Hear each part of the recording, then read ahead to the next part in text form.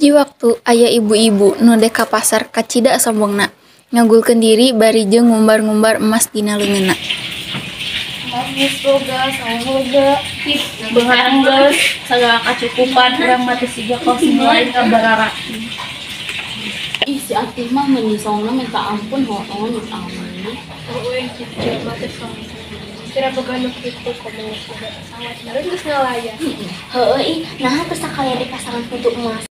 Tekungsi lila si Atih balik deui moal balanjaan loba pisan, bari ngagulkeun diri deui. Duh loba kieu balanjaan kitu loba bisnis. Alhamdulillah atuh sih aya rezekina. Ya alhamdulillah atuh da urang deui mata kitu loba duit. Cuy, kamu sakalian diri da jalan mana aya. Ih, alhamdulillah bae antep deui. Kitu-kitu teh jaman teh. Heueuh Cel matak jadi geuleuh ka jalma kitu teh. Nya mana ngahutang daripada nyugi heuh. Nya bener ada di pangali. Ka dosa-dosa nyugi mah. Heeh, gari lokeanya. Si Is ngalewatan imah si Atih jeung teu kahaja ningali loba jelema di imah si Atih. Ati aya naon ieu loba jelema kitu?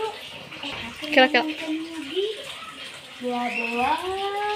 Is lumpat pontang-panting akhirna titajong. Sanggeus di imah si Atih, si Is panggih jeung si Ani sabari ngomongkeun si Atih. Ci Ani, kan tadi urang ngalak kata si Atih. Anjeunna teh keur ngomongkeun persugihan geura. sia maknya is Asli bener tadi urang langsung babu. sopana jawaban. Mana tuh ngadoakeun kitu. Si Lila aya jelema anu deg-deganna rapih make jas, nanyakeun imah si Atih. Punten pami bumina Bu Ati di paling mananya? Oh ayo atuh pami diantar ke bumina Bu Ati. Mohon atuh nuhun. Panjang jalan, Ani jeung Bang ngobrol, teu karasa jol tepi di imah si Atih. Panawi ieu teh bumina Bu Ati. Mohon Bu atuh nuhunna, mohon kami sampai. Assalamualaikum Bu. Dusahanya meninggalkan dengan wae.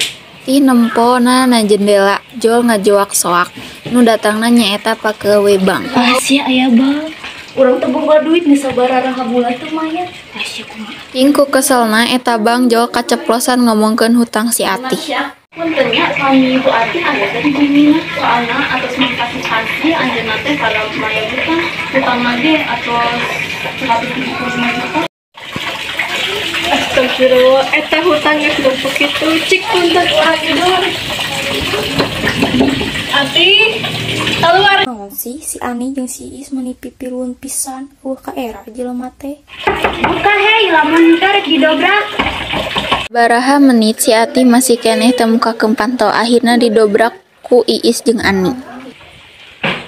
Nah, hampir teu maya wae hutang teh sampirang ku pihak bank teh atus di Dewi Kalinganan. Punten we ayeuna mah bumina bade disita. Ieu suratna. Ih, eueuh ka era cenah hutang agul deui. Balik teh. Akhirna imah si Atih disita ku Bang jeung ayeuna cicing di kolong jembatan jadi jelema anu kacida sangsarana. Amanat kahirupan mah ayana turuna, matak tong sok luhur ku omongan tong sok ria ku barang meunang nganjuk. Kege aya hasil akhirna, nu matak ngagulingkeun diri sorangan. Sagala harta mun titipan ti Allah Subhanahu wa taala.